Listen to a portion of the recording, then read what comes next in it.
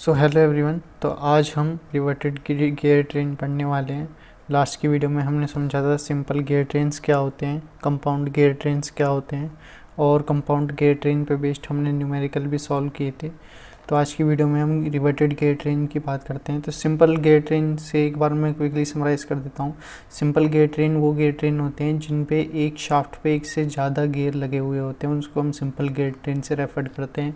जबकि compound gear train को हम उस पर सिंपल गियर ट्रेन वो गियर ट्रेन होती है जिस पे एक शाफ्ट पे एक ही गियर लगा हुआ होता है, और कंपाउंड गियर ट्रेन वो गियर ट्रेन होती है जिस पे एक शाफ्ट पे एक से ज़्यादा गियर्स लगे हुए होते हैं, तो उसको हम कंपाउंड गियर से रेफर कर रहे होते हैं। तो आज की वीडियो में हम रिवर्टेड गियर ट्रेन कंप्लीट करेंगे और एपिसाइक्लिक गियर ट्रेन भी कंप्लीट करेंगे। इसके बाद आपका गियर ट्रेन का जो है सिलेबस वो पूरा कंप्लीट हो जाएगा, हमारा गियर्स और गियर ट्रेन कंप्लीट हो जाएंगे अब तक। फिर हम उसके बाद कैम्स की बात करेंगे, ठीक है। तो आइए समझ लेते हैं रिवर्टेड गियर ट्रेन क्या होती है। आपको दिख रहा होगा ये हमारी गियर नंबर 1 है और ये अंदर गियर नंबर 2 है, ठीक है।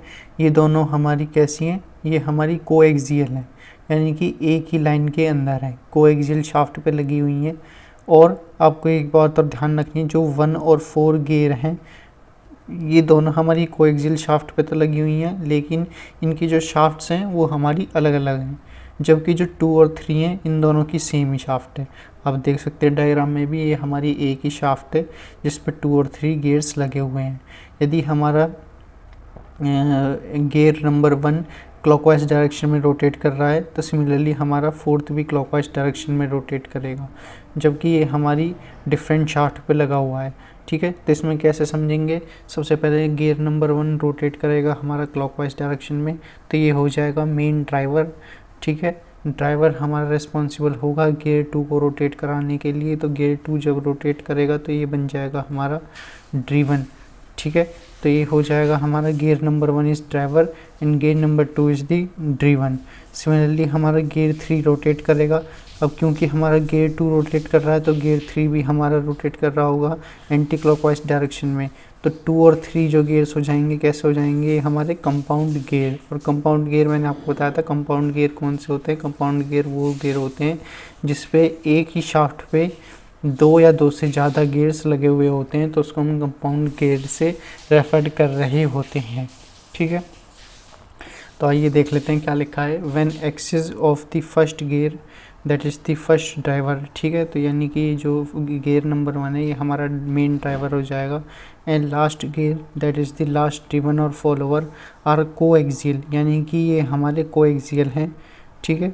And then the gear train is known as the reverted gear train. तो उस गियर ट्रेन को हम रिवर्टेड गियर ट्रेन कह सकते हैं। In reverted gear train direction of the first gear and last gear is same, ठीक है। जो डायरेक्शन है फर्स्ट गियर की और लास्ट गियर की वो हमारी सेम आती है रिवर्टेड गियर ट्रेन के अंदर। इसको हम ऐसा भी लिख सकते हैं that is the R1 + R2 is equal to the R3 + R4, ठीक है। ये तो था रिगार्डिंग रिवर्टेड गियर ट्रेन में। रिवर्टेड गियर ट्रेन में समझ गए कि रिवर्टेड गियर ट्रेन क्या है। रिवर्टेड गियर ट्रेन में 4 गियर्स लगे हुए होते हैं। 1 4 हमारे जो कैसे हैं, कोएक्सियल शाफ्ट पे हैं, लेकिन इन दोनों की जो शाफ्ट हैं वो दोनों हमारी अलग अलग हैं। जबकि 2 और 3 हमारी सेम शाफ्ट पे लगे हुए होते हैं, ठीक है। और ये हमारे जो 2 और 3 हैं ये हमारे एक्ट कर रहे होते हैं एज दी कंपाउंड गियर्स, यानी कि जो डायरेक्शन 2 की होगी गियर नंबर 2 की, वही direction same direction gear number 3 की हमारी आ रही होगी। अब बात कर लेते हैं इनके, यानी कि हमारे नंबर ऑफ़ टीथ का। तो नंबर ऑफ़ टीथ इसमें कैसे आ रहे होंगे, that is the if module of all gears is assume to be same, यानी कि मॉड्यूल, ठीक है। तो मॉड्यूल हम सभी गियर्स के साइन कर लें कि सभी के सभी जो गियर्स हैं 1 2 3 4 इनके साथ सेम है, that is the M1 = M2 is equal to the M3 = the M4। तो जो नंबर ऑफ़ T1 + T2 आएगा वो हमारा इक्वल टू आ रहा होगा T3 + T4। हम जानते हैं M की वैल्यू क्या होती है मॉड्यूल की, D/T से आती है, यानी कि diameter upon number of teeth, ठीक है। तो यानी कि डायमीटर को लिख सकते हैं हम 2r/2। तो यहाँ से हमारी फाइनली आ रही होगी equation that is the T1 + T2, ठीक है, is equal to T3 + T4। अब बात कर लेते हैं स्पीड रेशो। तो स्पीड रेशो क्या होती है? रिवर्टेड गियर ट्रेन के अंदर स्पीड रेशो होती है product of number of teeth on driven upon product of number of teeth on drivers. तो स्पीड रेशो हो जाएगा हमारा N1 अपॉन N4, यानी कि फर्स्ट गियर स्पीड रेशो, यानी कि स्पीड को कैसे लेते हैं मैंने आपको बताया था लास्ट की वीडियो में भी। स्पीड को हम RPM में कंसिडर कर रहे होते हैं, तो यानी कि N1 upon N4 is equal to T2 into T4 upon T1 into T3। और T2 T4 T1 T3 क्या है? ये हैं हमारे नंबर ऑफ टीथ्स, ठीक है। तो इनका प्रोडक्ट, तो ड्रीवन पे product of number of teeth on driven upon product of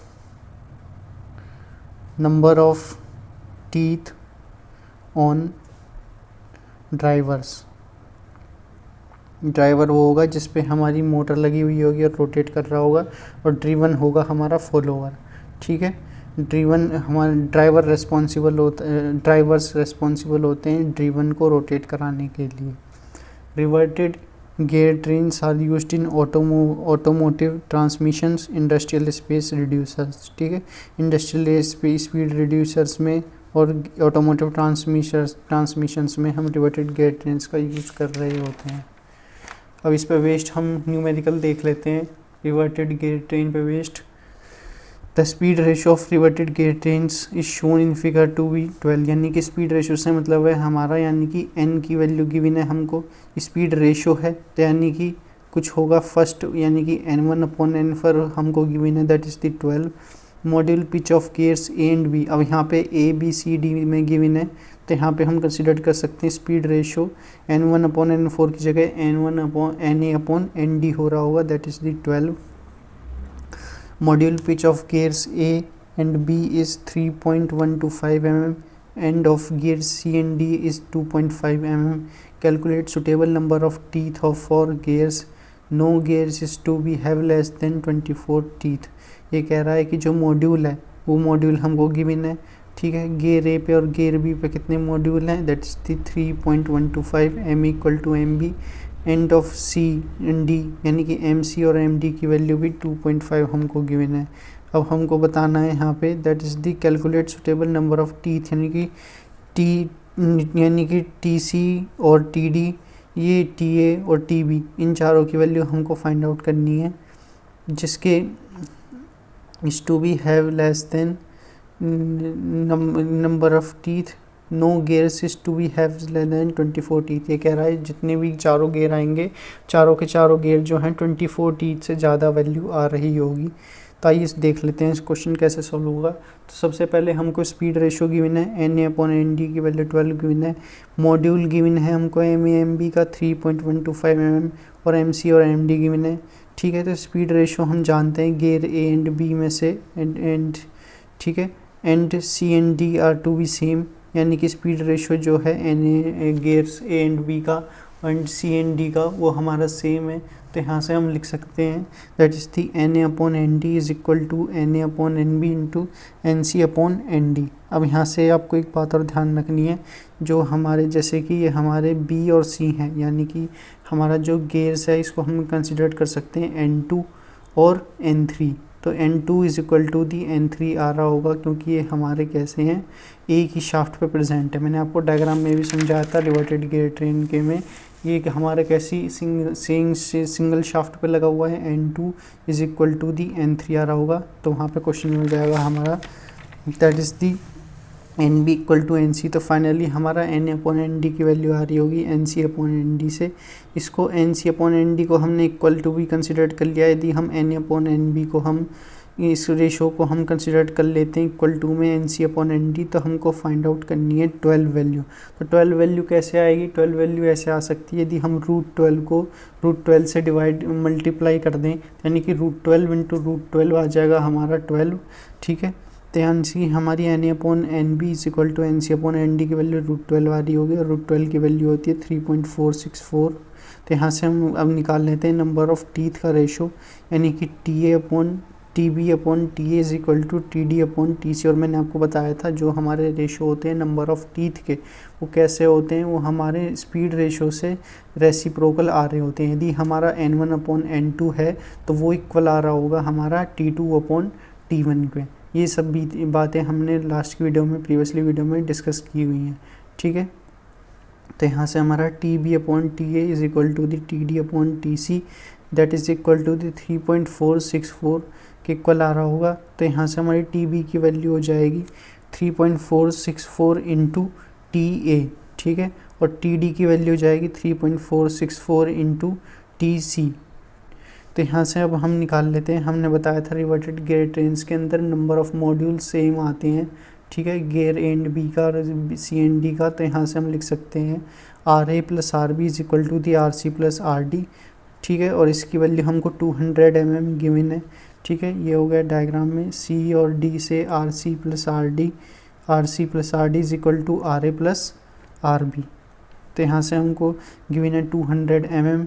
तो यहाँ से हम लिख सकते हैं अब आर की वैल्यू को हम mt/2 से लिख सकते हैं। mt/2 से कैसे लिखेंगे आर की वैल्यू को, हम जानते हैं मॉड्यूल की वैल्यू होती है हमारी दैट इज़ दी d/t, ठीक है। यहाँ से आप देख के समझ सकते हो मॉड्यूल होता है हमारा diameter upon number of teeth. तो d की वैल्यू को लिख सकते हैं हम 2r/t से। तो यहाँ से हम फाइनली r की वैल्यू लिख रहे होंगे, r की वैल्यू हो जाएगी mt/2, ठीक। तो यहाँ से हमने r की वैल्यू को लिख लिया, आर ए गिवन है तो यहाँ से हम लिख सकते हैं M A into T A upon 2 plus R B है तो M B into T B upon 2 is equal to the R C M C into T C upon 2 plus R D M D into T D upon 2।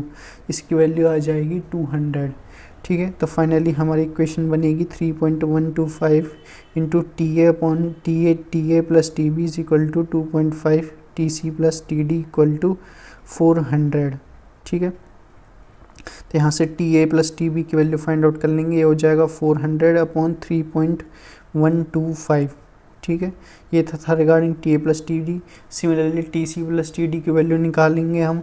T C plus T D की value हो जाएगी यहाँ से 400 divided by 2.5 जिसकी value आएगी 160।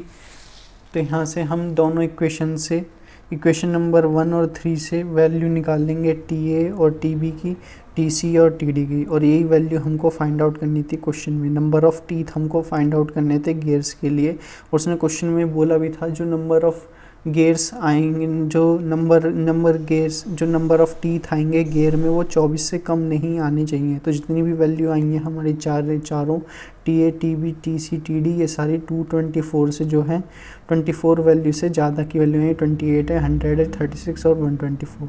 So this is regarding the reverted gear train. तो reverted gear train में इतना ही था, ठीक है। रिवर्टेड गियर ट्रेन में समझने की बात ये है जो गियर 1 है और गियर 4 हैं ये हमारे कोएक्सियल शाफ्ट पे लगे हुए हैं, और जो कोएक्सियल शाफ्ट है वो हमारी डिफरेंट शाफ्ट है। यहाँ पे 2 शाफ्ट यूज़ हो रही हैं गियर 1 और गियर 4 के लिए, जबकि जो गियर 2 है और गियर 3 है ये हमारे जो है कैसी सिंगल शाफ्ट पे लगी हुई होती हैं, और इसी को हम रेफर कर रहे होते हैं एज दी कंपाउंड गियर से।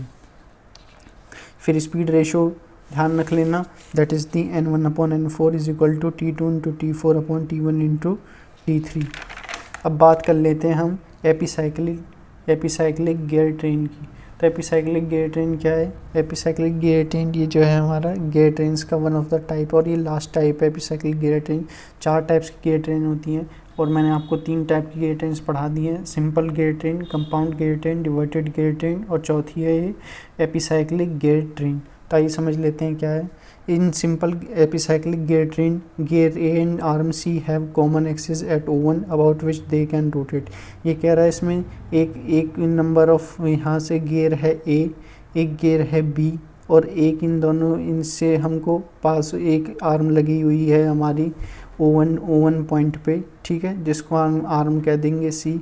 तो इस आर्म के अबाउट जो है हमारा गियर ए, यदि हम यहाँ पे सिंपल गियर ट्रेन में gear and arm C have common axis at O1 and which, ठीक है, तो इसका कॉमन एक्सिस है O1 पॉइंट पे, और इस O1 पॉइंट के लॉन्ग ये हमारी जो आर्म सी है ये हमारी कुछ इस टाइप से रोटेट कर रही होगी एंटी क्लॉकवाइज डायरेक्शन में। सिमिलरली जो हमारा गियर ए है ये भी हमारा रोटेट कर रहेगा O1 पॉइंट के around, that is the anti clockwise direction में, ठीक है।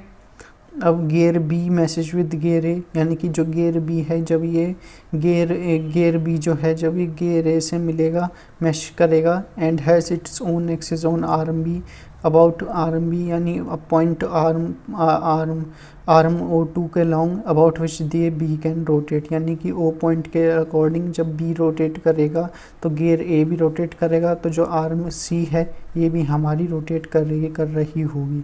If gear A is fixed and arm is rotated about oven, यदि हम गियर ए को फिक्स्ड कर दें तो हमारी आर्म जो सी आर्म है वो हमारी रोटेट करेगी अबाउट ओवन के अकॉर्डिंग, ठीक है।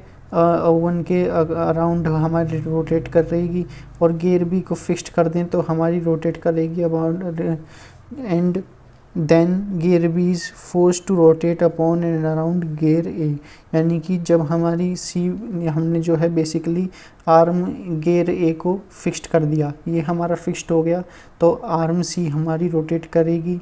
आर्म सी जब हमारी रोटेट कर रही होगी पॉइंट ओवन के अकॉर्डिंग, देन हमारा गियर बी जो है ये भी हमारा रोटेट करेगा, और ये हमारा कैसा रोटेट कर रहा होगा, ये हमारा रोटेट भी करेगा और रिवॉल्व भी कर रहा होगा गियर ए के अकॉर्डिंग। तो ये गियर ए फिक्स्ड हो गया, तो आर्म सी हमारी रोटेट करेगी, आर्म सी रोटेट करेगी तो गियर बी भी हमारा रोटेट करेगा, और गियर बी हमारा रोटेट भी कर रहा होगा with respect to the gear A, और रिवॉल्व भी कर रहा होगा with respect to the gear A, और इसी मोशन को हम कहते हैं epicyclic motion. The gear trains arranged in such a manner that are more of their member move and revolve around another member are known as epicyclic gear train। ये कह रहा है जो गियर ट्रेन्स हैं हम इसको ऐसे मैनर में अरेंज्ड करते हैं जो एक या एक से ज़्यादा जो मेंबर हैं वो हमारे रिवॉल्व भी कर रहे होते हैं और रोटेट भी करते हैं with respect to the other member, और इसी गियर ट्रेन को हम कह रहे होते हैं epicyclic gear train. Epicyclic gear trains में भी सिंपल और कंपाउंड, ये हमारी सिंपल भी हो सकती हैं और कंपाउंड भी हो सकती हैं, ठीक है। तो आइए देख लेते हैं कंपाउंड एपिसाइक्लिक गियर ट्रेन क्या आती है। तो कंपाउंड एपिसाइक्लिक गियर ट्रेन को हम सन एंड प्लैनेट गियर भी कह रहे होते हैं। ये स्पेशल अरेंजमेंट है ऑफ एन एपिसाइक्लिक ट्रेन का, where the sun is connected to the driving shaft, यानी कि आप ऐसे समझ सकते हैं जैसे कि ये हमारा गियर है तो यहाँ पे बीच में हमारा सन है, और साइड में इसमें प्लैनेटरी हमारे गियर्स लगे हुए होते हैं। Then sun gear is connected to the driving shaft, sun जो है हमारा ड्राइविंग शाफ्ट के लिए कनेक्टेड होता है। A single planet gear is fixed to rotating arm, और रोटेटिंग आर्म पे हमारी जो है बेसिकली सिंगल प्लैनेट गियर लगा हुआ होता है। The gear rotates around the sun gear and turns the output shaft, जो गियर हैं वो सन गियर के अराउंड रोटेट करेंगे। आप जानते हैं सेंटर में हमारा सन गियर है, ठीक है, ये हमारा जैसे कि आप इसमें देख के समझ सकते हैं बीच में हमारा सन गियर है, और प्लैनेट हमारे जो हैं कैसे हैं, ये हमारे इसके अराउंड रिवॉल्व भी कर रहे हैं और रोटेट भी कर रहे हैं, ठीक है। The gear at center is called sun gear and the gear whose axis moves are called planet gears, और जिन गियर की एक्सिस मूव कर रही हैं उनको हम प्लैनेट गियर से रेफर करते हैं, ठीक है। फिर आता है हमारा टॉपिक प्लैनेटरी गियर ट्रेन। तो प्लैनेटरी गियर ट्रेन क्या होता है? प्लैनेटरी गियर ट्रेन में आप देख से समझ सकते हैं जैसे कि हमारे बीच वाला इस हमारा सन गियर है और इसके चारों तरफ हमारी प्लैनेटरी गियर ट्रेन्स लगी हुई हैं। तो प्लैनेटरी गियर ट्रेन सन गियर के अराउंड रिवॉल्व कर रही होंगी, और ये जो रिवॉल्व करेंगी ये इसको रिवॉल्व करने के लिए हमको प्लैनेटरी गियर ट्रेन को रिवॉल्व कराने के लिए कुछ होल्डिंग की रिक्वायरमेंट हो रही होगी। उसी होल्ड को रखने के लिए हम यूज करते हैं कैरियर्स का, ठीक है। तो ये specific type of epicyclic gear trains that include sun gear at center. तो सन गियर इसमें सेंटर में होता है, ये हमने एस से रिप्रेजेंट कर दिया सन गियर, ठीक है। Planet gears that rotate around the sun, ये planet 1, 2, P1, P2, P3, P4 ये हमारे प्लैनेट गियर्स हैं जो कि रोटेट कर रहे हैं सन के around. And the carrier holding the parent gears, और इनको रोटेट कराने के लिए जो होल्डिंग की रिक्वायरमेंट हो रही होगी वो हमको वो होल्डिंग रिस्पॉन्सिबल हो रही होगी कैरियर के अकॉर्डिंग। तो कैरियर जो है इनको होल्ड करेगा प्लैनेट गियर को सन के अराउंड रोटेट कराने के लिए। ठीक है, तो इस वीडियो में इतना ही था। इस वीडियो में हमने समझा रिवर्टेड गियर ट्रेन और एपीसाइक्लिक गियर ट्रेन। ठीक है, तो यहाँ पे हमारा गियर ट्रेन का जो है पूरा सिलेबस कंप्लीट हो जाता है। गियर्स और गियर ट्रेन हमारा सिलेबस कंप्लीट हो गया है। इसके बाद हम पढ़ेंगे कैम्स। सो इस वीडियो में हम इतना ही रखते हैं। Thank you.